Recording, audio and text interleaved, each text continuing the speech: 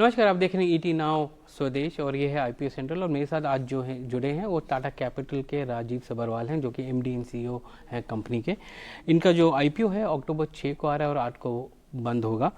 310 से 326 का price band है और टोटल आईपीओ साइज जो है 15,500 करोड़ के ऊपर का है, जिसमें ये लगभग 6,850 करोड़ का फ्रेश इशू कर रहे हैं। राजीव जी, धन्यवाद ईटी नाउ स्वदेश से बात करने के लिए।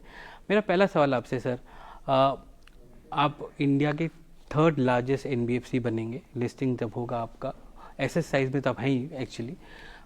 ये बताइए कि आपका ऑपरेशन कितना फैला हुआ है और टाटा मोटर्स फाइनेंस के मर्जर के बाद ये आपको क्या क्या एडवांटेज देता है? हमारी जो स्ट्रेटजी रही है सजीत, एक ऐसा मॉडल बिल्ड करने की जो बहुत ही रेजिलिएंट हो, जहां पर ग्रोथ प्रिडिक्टेबल हो और जहां पर बॉटम लाइन प्रेडिक्टेबल हो। यही हमारी स्ट्रेटजी रही है।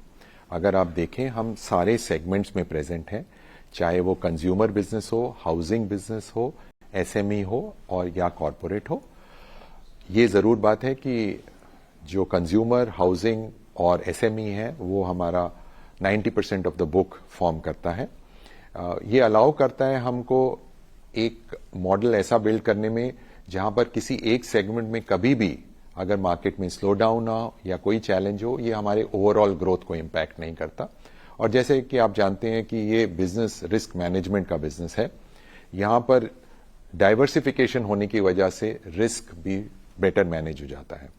जहां तक ये सवाल है टाटा मोटर फाइनेंस की एक्विजिशन का, अगर आप देखें तो ये बहुत ही लार्ज मार्केट है जहां टाटा मोटर फाइनेंस प्रेजेंट थे। Commercial vehicle market 10 lakh crore की मार्केट है और जहां पर सालाना 1.5 लाख करोड़ का डिसबर्समेंट होता है। इस सेगमेंट में हम पहले प्रेजेंट नहीं थे, क्योंकि हम इस सेगमेंट में आए हैं। ये हमको एक अपॉर्चुनिटी देता है एक नए ग्रोथ इंजन ऐड करने की, और यही मेरे को लगता है कि फ्यूचर में हमारी पार्ट ऑफ द ग्रोथ यहां से भी आएगी। अब 6,800 करोड़ का रेज कर रहे हैं प्राइमरी में, इसका उपयोग कहाँ करेंगे और इससे आपके जो कैपिटल एडिक्वेसी रेशियो हो किस नंबर तक पहुंचेगा आपका? ऐसा जैसे आपको मालूम है, हम लेंडिंग बिजनेस हैं तो इसमें कैपिटल भी चाहिए होता है, तो ये हमको सपोर्ट करेगा टियर 1 कैपिटल ऐड करने में। उसकी वजह से हमारी कैपिटल एडिक्वेसी बेटर होगी और फ्यूचर में हम डेट भी और रेज कर पाएंगे ग्रोथ के लिए।